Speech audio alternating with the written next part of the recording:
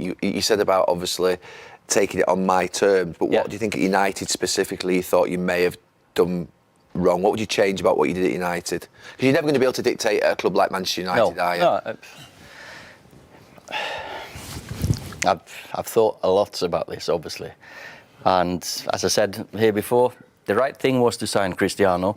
But I think it would have turned out better maybe for Cristiano and for us if he hadn't signed. Wow. That's the headline. But There we go!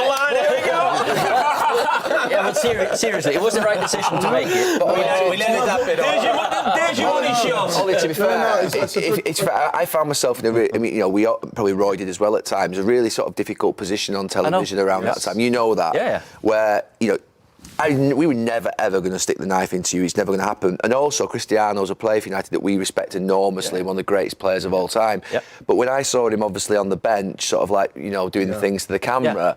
I felt that, and obviously after the Everton game, when you left him out that first time, and you remember you walked off, I felt that was letting you down because he was next teammate of yours. That's why I felt a little bit sort of, because he's a great player. I mean, he's immovable as an object in terms of what he's achieved. And I thought he should have been with you as your ally to sort of drive that dressing room forward. And you know what I mean? In terms, and obviously, I remember the times we had as players in that dressing room. That's where I felt sort of a conflict in terms of thinking, come on, Cristiano, you're here now to sort of be that leader in the dressing. You are the man. You know what I mean? So that's where we found ourselves. I don't know if you know, Roy, at the time we had a lot of arguments at the time, didn't we? Of course we did. Yeah, a lot of debate. That was part of signing him. You got Mason and Marcus. Martial. Learn off Cristiano. He's the best. He's the most disciplined. He's been the best player in the world, and you think he's going to help them.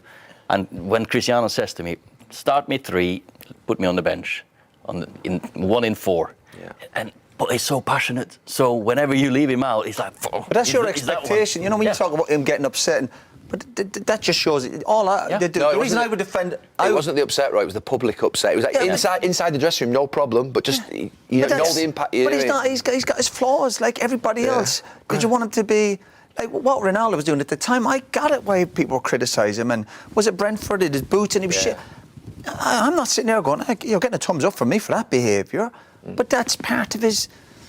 That's a flaw he's got in his game. But how can it be right? He's not told him it's right. Yeah, but I'm saying the manager's told him he said I want 3 and then 1, and then he does it, and then he gives him the faces that it wasn't even just the manager. He said that to you, hasn't he? Yeah. Cristiano, to me, I can't really remember too many problems, as in...